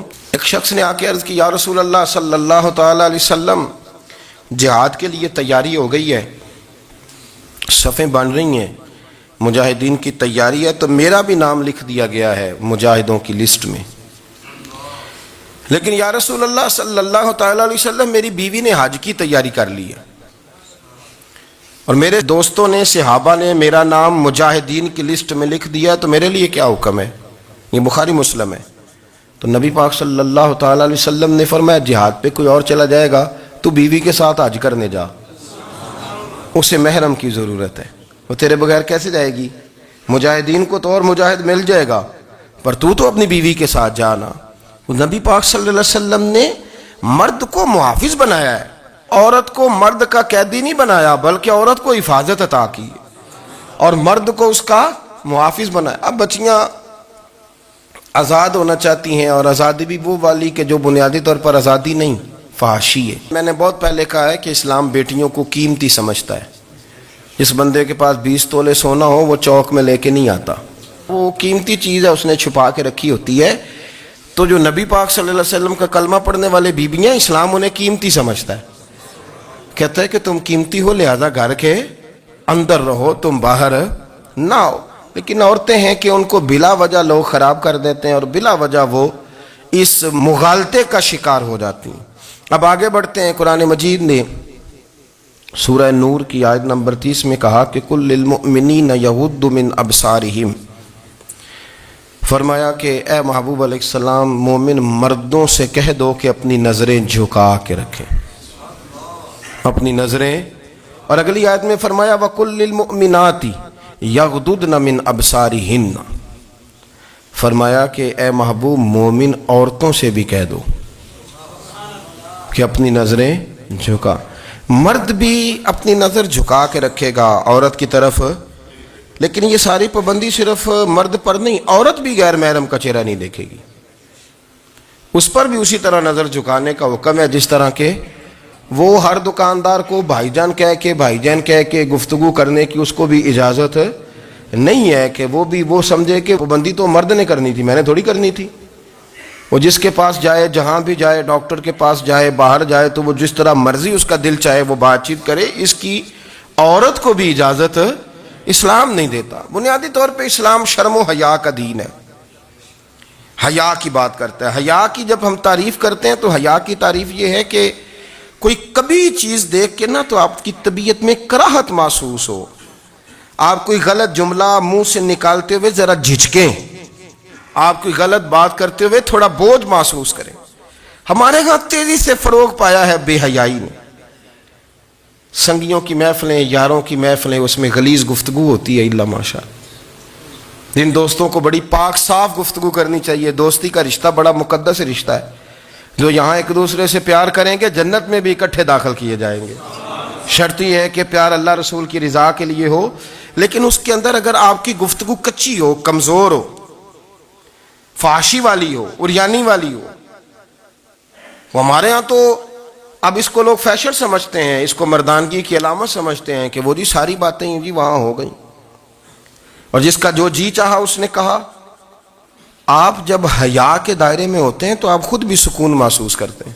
دیکھیں نا، آپ کو نیند سکون سے کہاں آتی ہے؟ جہاں کمرہ بند ہو، چاروں جانب دیوار ہے، اوپر چھت ہے، خالی دروازہ بھی کھلا ہوا ہونا تو جب بندہ سکون لینا چاہتا ہے تو کہتا ہے یار ذرا دروازہ ذرا بند کر دو۔ وہ اچھی طرح اپنے آپ کو چھپا لیتا ہے نا حیا کے پردے میں، تو اللہ اسے سکون عطا کرتا ہے۔ اور جو اس سے بھی زیادہ ٹھنڈی نیند میں جانا چاہتا ہے وہ کہتا ہے لائٹ بھی بند کر دو۔ اب وہ مکمل طور پہ سمجھتا ہے کہ میں چاروں جانب سے چھپ گیا ہوں، اگر میں کھل کے بھی سو جاؤں گا تو میرا چونکہ پردہ قائم ہے تو مجھے کوئی دشواری نہیں ہوگی۔ آپ جب چھپ جاتے ہیں، جب آپ حیا کے اندر سمٹ جاتے ہیں، جب آپ چادر کے اندر آ جاتے ہیں تو آپ بہت ساری جگہوں پہ آسانی محسوس کرتے ہیں۔ تو حیا تو آپ کو سکون دیتی ہے، حیا تو دل کو راحت دیتی ہے۔ قرآن مجید نے نا ایک مقام پہ مذاق کو، ایک مزاح ہوتا ہے خوش طبی، وہ نہیں مذاق اڑانا، قرآن پاک نے نا مذاق کو ایک جگہ پہ جاہلوں کا طریقہ بھی قرار دیا ہے۔ بنی اسرائیل کے لوگوں سے حضرت موسیٰ نے کہا کہ گائے ذبح کرو اور ایک ٹکڑا مقتول کو مارو، زندہ ہو کے خود بتا دے گا مجھے کس بندے نے قتل کیا۔ تو کہنے لگے آپ ہمارے ساتھ مذاق کر رہے ہیں۔ تو قرآن مجید کہتا ہے کہ حضرت سیدنا موسیٰ علیہ السلام فرمانے لگے اعوذ باللہ ان اکون من الجاہلین، فرمانے لگے میں اللہ کی پناہ مانگتا ہوں کہ میں جاہلوں میں سے ہو جاؤں۔ یہ مذاق کرنا تو جاہلوں کا طریقہ ہے۔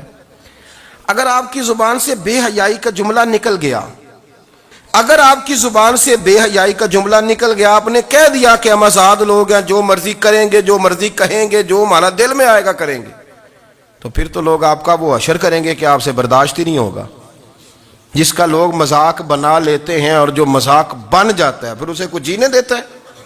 آپ حیا کی چادر میں چھپیں گے تو بچیں گے۔ اگر آپ نے اپنا مذاق بنوا لیا یہ کہہ کے کہ میں نے مرضی کرنی ہے، پھر یاد رکھنا چھپنے کو جگہ نہیں ملے گی، پھر تکلیف میں آ جائیں گے، پھر بہت بڑی اذیت کا شکار ہو جائیں۔ شرم و حیا، عرب کے اندر جو کنواری لڑکیاں تھیں ان میں بڑی حیا ہوتی تھی۔ الحمدللہ میں بڑے فخر سے کہتا ہوں کہ میرے پنجاب کی، میرے پاکستان کی بیٹیاں بھی 20 دفعہ ان کا ابا کہے تیری شادی کرنی ہے تو وہ آنکھ نہیں اٹھا پاتی آج بھی۔ یہ تو وہ چند لوگ ہیں جو کہتے ہیں ہم ہائی کلاس ہو گئے، ہمیں نہیں پتا کہ وہ روشن خیال ہو گئے ہیں کہ روغن خیال ہو گئے، پتہ نہیں کدھر چلے گئے۔ ورنہ ہماری بیٹیاں آج بھی جب ان سے ان کا باپ، ان کی ماں بات کرتی ہے تیری شادی کی، تو وہ تو شرم کے ساتھ پچھلے سے پچھلے کمرے میں چھپتی ہیں۔ یہ اللہ نے فضل کیا ہوا ہے اس ملت پر۔ تو عرب کی لڑکی بڑی حیا والی ہوتی تھی، اس سے کوئی بات کرنی پڑتی تھی تو 20 دفعہ بات کی جاتی، پھر بھی وہ عورت چھپتی پھرتی تھی۔ حضرت عائشہ صدیقہ رضی اللہ تعالیٰ عنہ فرمانے لگیں میرے نبی پاک صلی اللہ علیہ وسلم عرب کی کنواری لڑکیوں سے بھی زیادہ حیا کرنے والے۔ قاضی اعجاز مالکی نے، شیخ عبدالحق محدث دہلوی نے، دیگر بزرگ جو سیرت نگار گزرے انہوں نے لکھا ہے کہ نبی پاک صلی اللہ علیہ وسلم کے اندر 100 مردوں سے زیادہ طاقت تھی، 100 مردوں سے زیادہ طاقت۔ اب جو بات کہنے لگا ہوں، جو نتیجہ دینے لگا ہوں، اس پر خاص توجہ آپ فرمائیں گے ذرا فکری طور پر نظریاتی طور پر ایک چیز کو سمجھیے. ہم سمجھتے ہیں کہ جوان لڑکا ہے جی جو مرضی کرے, عمر ہے جی. آپ ذرا بات پر غور کیجئے گا کہ حضور صلی اللہ علیہ وسلم میں طاقت 100 مردوں سے زیادہ ہے اور حیا کواری لڑکیوں سے بھی زیادہ ہے. ذرا اس بات کا تقابلی جائزہ کیجئے گا کہ طاقت 100 مرد سے زیادہ ہے لیکن حیا کواری لڑکی سے بھی زیادہ ہے. اس کا معنی یہ ہوا کہ جس ٹہنی کو پھل زیادہ لگ جاتے ہیں وہ جھکا کرتی. تو حیا تو حسن ہے, حیا تو آپ کو پاک صاف کرے گا, حیا تو آپ کو نرالا کرے گا, انوکھا کرے گا. وہ ہمارے ایک دانشور ہے, تو مضمون لکھا, کئی باتیں بڑی پسند آتی ہیں. وہ کہتے ہیں کہ میری اہلیہ, ان کو بھی کسی نے مس گائیڈ کر دیا تھا, حالانکہ اچھی خاتون ہے, کسی نے مس گائیڈ کر دیا. تو وہ بھی سماجی اور ویلفیئر اور یہ خواتین کو شوق ہوتا نا بننے کا, تو وہ بھی سماج کے اندر اچھا مقام تلاش کرنے کے موڈ میں آ گئی. تو کہیں ایک دن جانا تھا تو بڑی بن سنور کے میرے ساتھ وہ گاڑی میں بیٹھ گئی. تو میں گاڑی میں, عورتوں کو یہ بھی مسئلہ ہوتا ہے نا کہ ہماری تعریف کرو, تو کئی دفعہ بعض مردوں بیچاروں کو جھوٹ بولنا پڑتا ہے, تو زبردستی کراتی ہیں نا جی. تو اس میں گنجائش بھی دی ہے شریعت نے گنجائش دی ہے کہ کبھی بیوی کو راضی کرنے کے لیے خلاف واقعہ بات کرنی پڑے تو کر لینی چاہیے. تو وہ کراتی بھی ہیں. 3 موقع پر خلاف واقعہ بات کرنے کی اجازت ہے, یعنی واقعے کے خلاف بھی آپ بات کر سکتے ہیں. جنگ کے موقع پر 2 لوگوں کو صلح کرانے کے لیے اور بیوی کو راضی کرنے کے لیے کر لیں کوئی ایسی بات, بے شک اپنی طبیعت پہ جبر کر کے کر لیں, گنجائش ہے, اجازت ہے. تو وہ کہتے ہیں جب وہ گاڑی میں میرے ساتھ بیٹھی بن سنور کے, تو وہ تقاضا کرنے لگی کہ میں نے بڑے اچھے کپڑے پہنے ہیں پر آپ نے توجہ نہیں کرائی. وہ سیاںا بندہ تھا, وہ چاہ رہا تھا کہ میری خاتون سمجھ جائیں. وہ کہتے ہیں مجھے پتا تھا کہ بیچاری مس گائیڈ ہو گئی ہے, دل کی بڑی اچھی ہے, سیاਣੀ ہے, لیکن اس کو کچھ خواتین نے, کچھ لوگوں نے مل کے اس کو ذہن غلط کر دیا ہے کہ سماج میں نکلو, باہر جاؤ, کام کرو, فلاں کرو, اپنی مرضی سے جیو. تو میرے ساتھ گاڑی میں بیٹھی کہیں جانے کے لیے, تو مجھ سے کہنے لگی کہ آپ نے میری طرف توجہ ہی نہیں کی, آپ نے کوئی ذکر ہی نہیں کیا کہ میں کیسی لگ رہی ہوں. تو وہ کہتے ہیں میں نے اسے کہا کہ اگر تو ناراض نہ ہو تو پھر میں صحیح والی تعریف کر دوں. تو اس نے کہا کہ آپ کر دیں. تو کہتے ہیں میں نے درد سے اور خلوص سے اپنی بیوی سے کہا, خلوص کے ساتھ. میں نے کہا میں تو روز گھر ہوتا ہوں, روز شام کو گھر ہوتا ہوں, اگر تو میرے لیے تیار ہوتی تو میں تیری تعریف کرتا, لیکن آج تو باہر جانے کے لیے تیار ہوئی, تو پھر ان سے تعریف کی امید رکھ جن کے لیے تو نے تیاری کی ہے. میرے لیے تیاری کرتی تو میں تو ہر شام تیرے پاس ہوتا ہوں. کہتے وہ میرے لفظوں میں درد تھا تو وہ بھی رو پڑی. اور کہنے لگی آپ گاڑی روک دیں, مجھے باہر جا کے کسی کو راضی نہیں کرنا, میں نے اسے راضی کرنا ہے جس کو رب کریم نے میرا شوہر بنایا ہے اور میرے لیے منتخب کیا ہے میرے ماں باپ کو. میں واپس لوٹتی ہوں. یہ ایک پہلو ہے سلگتا ہوا, اس کو سمجھا جائے. رسول کریم صلی اللہ علیہ وسلم عرب کی کواری لڑکیوں سے زیادہ حیا والے تھے, کواری لڑکیوں سے زیادہ حضور حیا فرمایا کرتے تھے. جب خانہ کعبہ کی مکہ شریف میں تعمیر ہو رہی تھی نا, اہل عرب اس کو تعمیر کر رہے تھے, تو نبی پاک صلی اللہ علیہ وسلم اپنے چچا حضرت عباس کے ساتھ خانہ کعبہ کی تعریف میں مصروف تھے. تو عرب کے لوگ چونکہ لمبا کرتا پہنتے تھے پیروں تک, تو نیچے اگر کسی وقت کوئی چیز نہیں بھی ہوتی تھی تو کسی کو وہ نظر نہیں آتی تھی, چونکہ پردہ رہتا تھا, ایک لمبا کرتا پہنا ہوا ہوتا تھا. تو جب بچے, سرکار کی عمر مبارک بھی ابھی تھوڑی تھی, تو اس طرح بچے جب نکلتے تو وہ کئی دفعہ اپنی تہمت اتار دیتے نیچے سے, اور کوئی مزدوری کرنے لگتے تو 3-4 طے کر کے تہمت کی کندھے پہ رکھ لیتے, جس طرح کبھی دیہاتوں میں لوگ کپڑا سر پہ رکھتے تھے کہ اوپر اگر کوئی وزنی چیز رکھیں گے تو وہ تکلیف نہیں دے گی. نبی پاک صلی اللہ علیہ وسلم بھی سب لوگوں کے ساتھ خانہ کعبہ کی تعمیر میں شامل تھے. تو حضرت عباس رضی اللہ تعالیٰ عنہ نے کہا حضور سے, ابھی اللہ نے نبوت بھی نہیں فرمایا تھا, بھتیجے آپ بھی تہمت اتاریے, یہ صحیح مسلم میں حدیث موجود ہے, اور اس کو کندھے پہ رکھ لیجیے, آپ اینٹیں اٹھا کے لا رہے ہیں تو ذرا آپ کو تکلیف نہیں ہوگی. تو سرکار دو عالم صلی اللہ علیہ وسلم سے یہ بات کہی, اور پھر جلدی سے حضور کی تہمت کو نکال کے حالانکہ لمبا کرتا پہنا ہوا ہے, تو وہ جیسے ہی ان کے کندھے پہ رکھا اینٹیں رکھنے کے لیے, تو سرکار تو زمین پہ گر گئے, بے ہوش ہو گئے. آنکھیں آسمان کی طرف. اور پھر حضور پکار رہے ہیں آزاری آزاری آزاری، میرا طامت دے دو، میرا طامت دے دو. کبھی کوئی شخص اس وجہ سے بھی بے ہوش ہوا ہے کہ میرے وجود سے کپڑا اتر گیا ہے؟ حالانکہ سرکار پر وہ بے ہوشی بھی نبی پاک کا وہ جو غلبہ ہے نا شرم و حیا کا، اس کی وجہ سے ہوئی. ورنہ تو حضور فرماتے ہیں کہ میری آنکھیں سو جاتی ہیں، دل تو میرا اس عالم میں بھی جاگتا رہتا ہے. تو سرکار زمین پہ تشریف لے آئے، آنکھیں میرا طامت دے دو، میرا طامت دے دو. تو جلدی سے انہوں نے طامت دیا تو حضور نے باندھ لیا. پھر طبیعت مبارک میں تسلی ہوئی. یعنی ہم اس رسول کے غلام ہیں کہ جن کے تو وجود سے کپڑا اتر جائے تو حضور برداشت نہیں کرتے، قبول نہیں فرماتے، تکلیف شروع ہو جاتی. لیکن یہاں نوجوان ہیں اور بڑا قد کاٹ ہے اور بڑے بڑے سمجھدار لوگ ہیں، گرمی آتی ہیں تو شارٹ کپڑے پہن کے گھومتے ہیں. ان کو خیال نہیں کہ یہ وہ والا لباس ہے جو باہر تو کیا گھر میں اماں کے سامنے نہیں پہننا چاہیے، بہنوں اور بیٹیوں کے سامنے نہیں پہننا چاہیے. آپ کی گفتگو میں شرم و حیا ہو، آپ کے لب و لہجے کے اندر حسن ہو. آپ کو پتہ ہے نبی پاک صلی اللہ علیہ وسلم نے فرمایا میری امت میں سب سے زیادہ حیا کرنے والے عثمان غنی ہیں. عثمان غنی سب سے زیادہ حیا کرنے والے. آپ فرمایا کرتے تھے جب سے حضور کا چہرہ دیکھا ہے میں نے کبھی اپنی شرمگاہ بھی نہیں دیکھی، میں نے آنکھوں کا وضو نہیں توڑا، اور جب سے حضور کے دست مبارک میں نے بیعت کے لیے سیدھا ہاتھ بڑھایا تو پھر سیدھا ہاتھ میں نے کبھی گندگی کو نہیں لگایا. حیات. آپ باتھ روم کے اندر بھی غسل فرماتے تھے تو کپڑوں سمیت کرتے تھے. کسی نے کہا حضرت جی واش روم کے اندر کیوں نہیں کپڑے اتارتے؟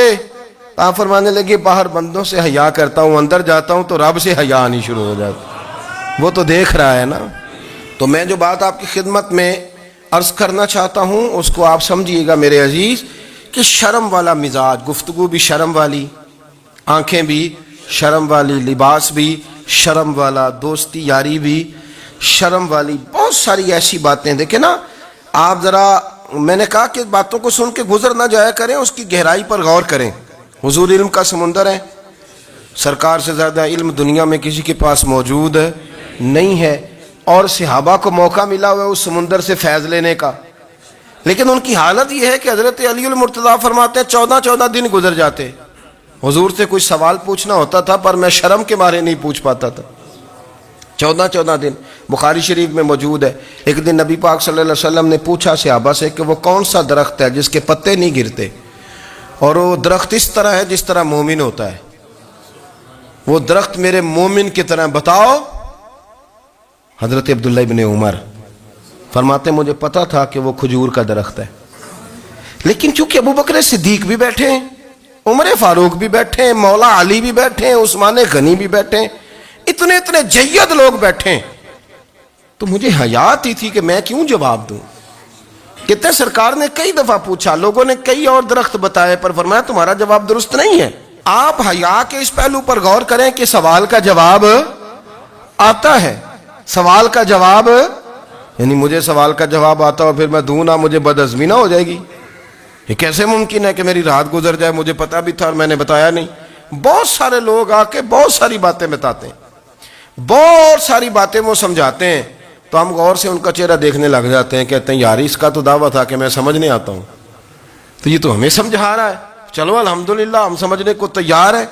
لیکن میرے عزیز پتہ بھی ہے جواب کا، علم بھی ہے، لیکن فرماتے ہیں میری حیا نے مجھے اجازت نہ دی کہ میں جواب دوں. آپ فرماتے ہیں پھر حضور سے صحابہ نے عرض کی کہ یا رسول اللہ آپ ہی بتا دیں وہ درخت کون سا ہے. تو حضور نے فرمایا بھئی وہ کھجور کا درخت ہے. تو آپ فرماتے ہیں میں دل میں کہہ رہا تھا کہ الحمدللہ میرا جواب درست ہے، حالانکہ میں نے جواب دیا ہی نہیں. تو لفظوں میں حیا، جملوں میں حیا، آنکھوں میں حیا، اٹھنے میں حیا، بیٹھنے میں حیا، چلنے میں حیا ایک خوبصورت حسن ہے. اور نبی پاک صلی اللہ علیہ وسلم نے فرمایا جب تو بے حیا ہو جائے نا پھر تو آزاد ہے، پھر تو جو مرضی کا، پھر تو جو. اس لیے بزرگ جب کسی کو بے حیا کہتے تھے نا، اللہ اکبر، اور جب کسی کو کہتے تھے نا یہ بے حیا ہے تو لوگ سمجھتے تھے کہ ہلکی سی بات کر دی ہے، لیکن ان کا معنی یہ ہوتا تھا کہ بس بھائی اب اس کے ساتھ کوئی کلام کرنے کی ضرورت ہے، اس کو اب اصلاح کی ضرورت نہیں، یہ بے حیا ہے. کیا معنی؟ کہ اب یہ جو اس کے دل میں آئے گا وہ کرے گا، جو اس کی طبیعت چاہے گی وہ کرے گا. اب یہ کسی پہلو بھی قابو آنے کو تیار بے حیا ہو گیا. بے حیائی بہت بڑا عیب ہے. اور جو لوگ کہتے ہیں کہ ہمیں بالکل آزادی ہونی چاہیے, ہمارا اپنا جسم ہے تو ہماری اپنی مرضی چلے گی. ایک وزیر صاحب ہیں, پتہ نہیں میں ان کو جانتا تو نہیں, انہوں نے سینٹ میں تقریر کی ہے, میں نے ان کی بات سنی ہے. اس نے کہا نہیں بھائی, جسم رب کا ہے تو مرضی بھی تو رب کریم کی چلے گی, اور مرضی بھی اللہ کی. یہ مجھے تھوڑا سا مسئلہ ہے جسم پر, کبھی کبھی مجھے کثرت سفر سے الرجی ہو جاتی ہے. میرے ساتھ لوگ نا دل سے پیار کرتے ہیں. شاید ہی کوئی اچھا ڈاکٹر ہو جس تک میرے سنگی مجھے لے کے نہ گئے ہوں, پر جسم اللہ کا ہے نا, مرضی بھی جب وہ چاہے گا صحت دے گا. کیوں کچے کاموں میں لوگ پڑ گئے, کیوں غلط لوگ سوچ میں پڑ جاتے ہیں؟ یہ اسی کا ہے. اور جب وہ چاہے گا, آپ اس بات کو اچھے طریقے سے سمجھ لیں کہ جو اپنی مرضی چوکوں چوراہوں میں کر رہے ہوتے ہیں نا, جو مرضی گاندمند, وہ جانور ہوتے ہیں. وہ جانور ہوتے ہیں جو نہ چونک دیکھتے ہیں, نہ گلی دیکھتے ہیں, نہ انہیں پتہ ہوتا ہے کہ جگہ کون سی ہے. وہ انسان, میں نے کہہ دیا جو میں نے کہنا تھا. فرماتے ہیں کہ بچے تھے گھر میں 6-7, غربت تھی, کام ملتا کوئی نہیں تھا, اور میں کام چور نہیں تھا, کام ڈھونڈتا تھا, پر اللہ کی قدرت کے کام نہیں ملتا تھا. فرماتے ہیں کہ میں نے ایک دن اپنی اہلیہ سے کہا کہ آج میں پھر جاتا ہوں کام ڈھونڈنے. تو میری بیوی بڑی فرما بردار تھی, پر اس دن نہ غربت کے ہاتھوں تنگ آ کے کہنے لگی, آج نانا کوئی تو چیز لے کے آیا. تو مجھ سے بچوں کی بھوک نہیں دیکھی جاتی. یہ سب روگاں دا روگ محمد, جس دا نام غریبی, کنڈ بلا کے لنگ جاندے نہیں دوست یار قریبی. آج نہ کچھ لے کے آیا تو میں بچے لے کے میکے چلی جاؤں گی. شیخ فرماتے ہیں کہ میں بڑا پریشان گھر سے نکلا, پر میں نے صبح سے لے کے زور تک کام ڈھونڈا, کام ملا کوئی نہیں. تو میرے دل میں خیال آیا, چلو کام نہیں ملتا تو اللہ تو کرے نا, چلو بندوں کی مزدوری نہیں ملتی تو رب کریم کی عبادت ہی کرتے ہیں. فرماتے ہیں کہ میں نے نا فرات کے پانی سے وضو کیا, نہر کے, شدید دھوپ تھی, ساتھ ریت تھی, اور ریت تپ رہی تھی. میں نے اپنا رومال وہیں مصلی کے طور پر بچھا لیا, اور فرماتے ہیں کہ زور سے لے کر عصر تک نماز پڑھی. دھوپ بھی پورے زور پہ, پر میرے سجدے کا ذوق بھی پورے زور پہ. فرماتے ہیں سورج بھی چمک رہا ہے, اور رب کی عبادت کا ذوق بھی پورے زور پہ. میں سجدہ کروں تو پھر میرا اٹھانے کو جی نہ چاہے. میرے استاد لکھا کرتے تھے, یہ ان کا شعر ہے, وہ کہا کرتے تھے, مجھے سوز دے, مجھے ساز دے, اور مجھے نیم شب کا نیاز دے. دم سجدہ خود کو میں توڑ دوں, مجھے ایسا ذوق نماز دے. اور میں تیری بہار کا پھول ہوں, میں کھلا بھی ہوں تو تیرے لیے, مجھے میری شاخ سے توڑ لے, مجھے اپنی زلف کا ناز دے. بھائی فرماتے ہیں کہ عصر تک میں نے نفل پڑھے, دل ڈھلنے لگا, عصر کی نماز پڑھی, اور میں وہاں سے چلا. اب میں جب نکلنے لگا تو دل میں خیال آیا کہ چھوٹی چھوٹی دیواریں ہیں گھر کی, بغیر کچھ لیے جاؤں گا تو بیوی دور سے دیکھے گی تو شور کرے گی کہ پھر خالی ہاتھ آ گیا ہے. کہتے میں نے اپنے اسی رومال میں جس پہ میں نے نماز پڑھی تھی نا, رومال میں کی آخی دے پنجابی جو صافہ کہتے ہیں, اسی میں نا میں نے کچھ ریت بھر لی کہ وہ دور سے دیکھے گی تو سمجھے گی کچھ لے کے آیا ہے. چلو جا کے اسے بتا دوں گا کہ آج پھر مزدوری نہیں ملی. کہتے ہیں وہ ریت لے کر جب میں گھر میں گیا تو پہلے بیوی دروازے پہ کھڑی ہوتی تھی, پوچھتی تھی خالی ہاتھ آ گئے ہو؟ آج میں نے دیکھا تو ہے ہی کوئی نہیں. فرماتے ہیں میں اندر داخل ہوا, سلام لیے, کونے میں نے وہ رومال رکھ دیا, اور میں نے آواز دی کہ بھلی مانس کہاں ہو؟ تو وہ کہنے لگی آپ منہ ہاتھ دھو لیں, میں روٹی لے کے آئی. میں نے کہا روٹی کہاں سے آ گئی؟ یہاں تو کئی دنوں کے فاقے, تو کئی دنوں کی غربت ہے, یہاں تو اس گھر میں تو فقیری ہے. فرماتے ہیں کہ وہ روٹی لے کے آئی, اور اس وقت کی جو موجودہ نعمتیں تھیں, سمجھ لیں سلاد, اچار, ہر چیز ساتھ لائی. میں نے کہا کہ بچے کہاں گئے؟ کہنے لگی وہ کھانا کھا کے کھیلنے گئے, آپ کھانا کھا لیں آ جاتے. کھانا اس نے چن دیا. میں نے حیرت انگیز لہجے میں ساری نعمتیں اپنے دسترخوان پہ دیکھ کر کے بیوی سے پوچھا یہ کہاں سے آیا کھانا؟ بچوں کو تو نے کہاں سے کھانا کھلایا؟ یہ سارا کچھ کیسا ہے؟ تو کہنے لگی پتہ نہیں آج آپ کس کریم کی مزدوری کرنے چلے گئے تھے، پتہ نہیں کس کریم کی، میرے گھر میں تو اتنی نعمتیں آئی ہیں کہ مجھ سے سنبھالی نہیں جا رہی، اتنا اناج ہے، اتنا گندم ہے، کس کریم کے دروازے آج چلے گئے تھے۔ یہ کہتے کہتے وہ اٹھی اور اٹھ کر کے کہنے لگی پہلے ہی بڑا کچھ آیا تھا، اب کیا لے آئے ہو؟ اور جا کر کے نا اس نے وہ ریت والا رومال کھولا، کہنے لگے میں تو لے کے آیا تھا ریت، تو میرے رب نے اسے بھی سونے اور ہیرے بنا دیا تھا۔ جب آپ کی توجہ اللہ کی جانب، میرے نبی پاک صلی اللہ تعالی علیہ وسلم نے فرمایا ہر چیز اپنے رب سے مانگ، ہر چیز مانگ، ہر چیز مانگ۔ یا رسول اللہ کیا کچھ؟ میرے محبوب نے فرمایا تیرے گھر میں نمک بھی ختم ہو جائے تو وہ بھی اپنے رب سے مانگا کر، تو مانگنا وہ تجھے دے گا، تو اس کی بارگاہ میں کشکول طلب دراز تو کرنا۔ اور ترمذی شریف میں عجیب لفظ ہیں، رسول کائنات نے فرمایا، رب کریم فرماتا ہے جب میرا بندہ ہاتھ اٹھاتا ہے نا تو مجھے حیا آتی ہے کہ میں خالی کیسے لوٹا دوں اس کے۔ اتنے بڑے بادشاہ کی بارگاہ میں، او بھائی لوگوں سے عزتیں تلاش کرتے ہو تو وہ کیا تمہیں عزت دیں گے؟ وہ تو کل اچھا کہتے ہیں پرسوں برا کہنے لگ جاتے ہیں۔ لوگوں کے سامنے گڈ بک میں آنا چاہو گے تو وہ تو سویرے تمہارے بارے میں کچھ کہیں گے، شام کچھ اور کہیں گے۔ اپنی روحانی زندگی آباد کریں، اپنے مسلح کو وقت دیں، اور دنیا سے چھپ کر اس موبائل کو بند کر کے اور اپنے آپ سے بھی چھپ کے اور تنہا ہو کے چھپا کے سارا کچھ اپنے آنسو اپنے رب کی بارگاہ میں پیش کریں، اس کے حضور حاضری دیں۔ سنو نا ترمذی کی حدیث، اور اسے یاد رکھنا، نبی پاک علیہ السلام نے فرمایا اپنے دکھ لوگوں کے سامنے نہ بیان کرنا، سیٹھوں نوابوں کو نہ بتاتے پھرنا، دنیا داروں کے سامنے جا کے نہ رونا کہ میں تکلیف میں ہوں۔ فرمایا اگر دنیا داروں کو دکھ بتاؤ گے رب تمہیں کبھی غنی نہیں کرے گا، اور لوگ ہیں کہ الٹا مذاق اڑائیں گے۔ آپ کی جس سے بڑی پکی یاری ہے نا، پکی، وہ تب تک پکی ہے جب تک آپ نے 50,000 مانگا نہیں، اور جس وقت آپ نے کہہ دیا کہ میں مجبور ہوں میری مدد کر تو پھر ختم ہو گئی دوستی۔ لوگوں کی تعلقات آپ کے ساتھ تب تک ہیں جب تک آپ ان سے کوئی ضرورت وابستہ نہیں کرتے۔ کریم محبوب فرمانے لگے بندوں کے سامنے دکھ نہ بیان کرنا، اللہ تجھے کبھی غنی نہیں کرے گا۔ تو اپنے دکھ اپنے رب کو بتا، تو دعائیں مانگ، تو اس کی بارگاہ میں حاضر ہو، تو اس کے حضور عرض کر۔ فرمایا اپنے دکھ اپنے رب کو بتا، وہ جلدی کرے یا دیر سے کرے تجھے ساری دنیا سے بے نیاز کر دے گا، تجھے کسی کا محتاج نہیں رہنے دے گا۔ اپنے مسلح کو، اپنی دعاؤں، ایک بزرگ فرماتے ہیں میں نے دعا مانگنے کا طریقہ اپنی بیوی سے سیکھا،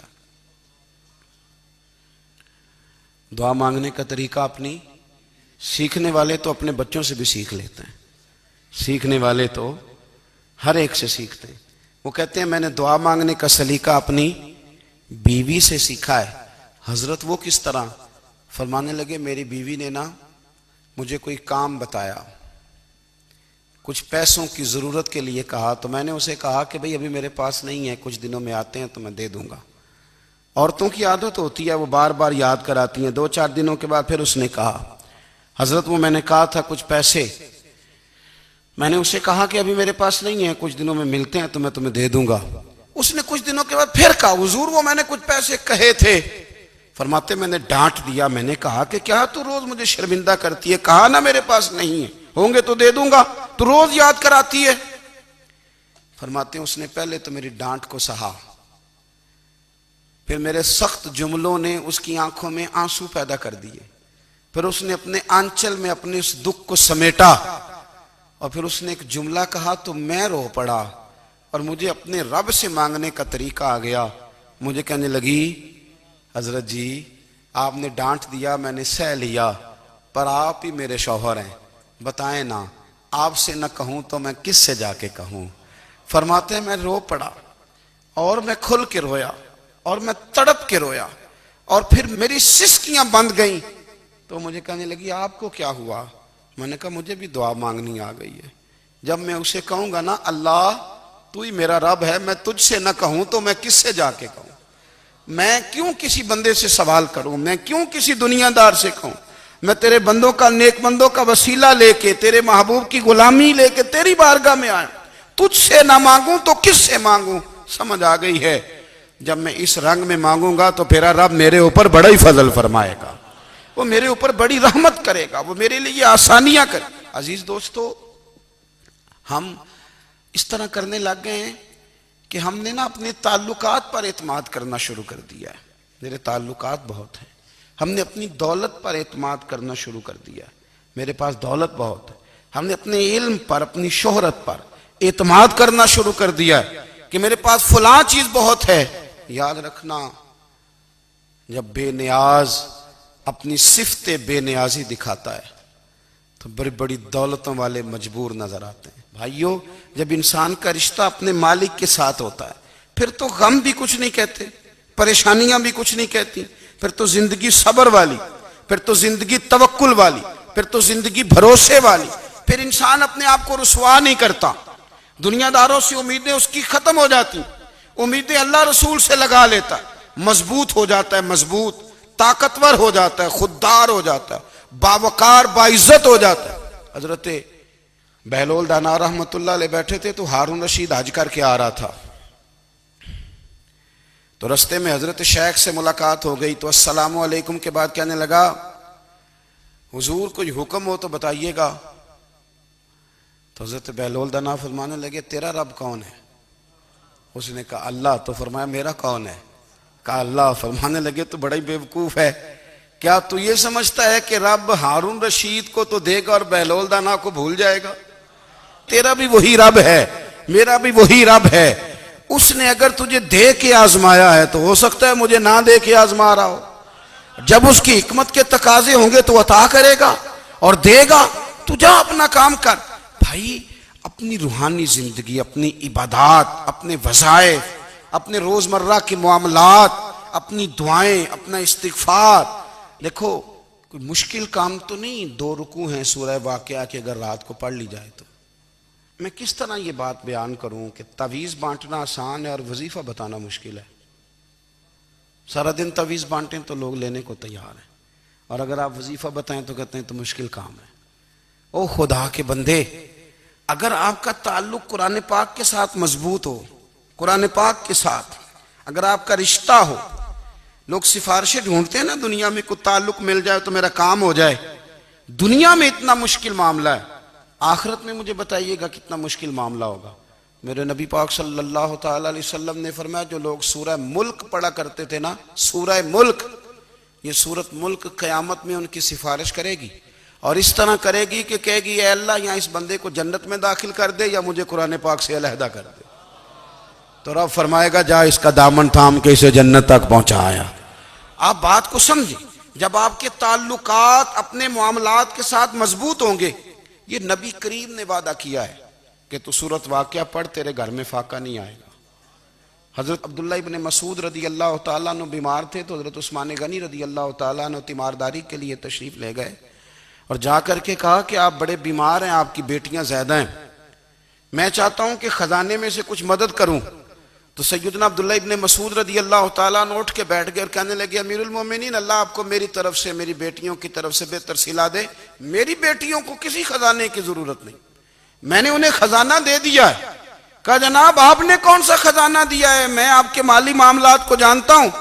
تو فرمانے لگے، امیر المومنین، میرے نبی کریم نے فرمایا ہے جو سورت واقعہ پڑھے اسے کبھی فاقہ نہیں آتا، میں نے بیٹیوں کو یاد کرا دی ہے، یہ خزانہ میں نے انہیں دے دیا ہے۔ وہ سارے والدین سنیں جو بیٹیوں کے لیے پریشان رہتے ہیں۔ حضرت عبداللہ ابن مسعود نصیحت کر رہے ہیں، فرمانے لگے میں نے سورت واقعہ یاد بھی کرا دی ہے، پڑھنے کی عادت بھی ڈال دی ہے۔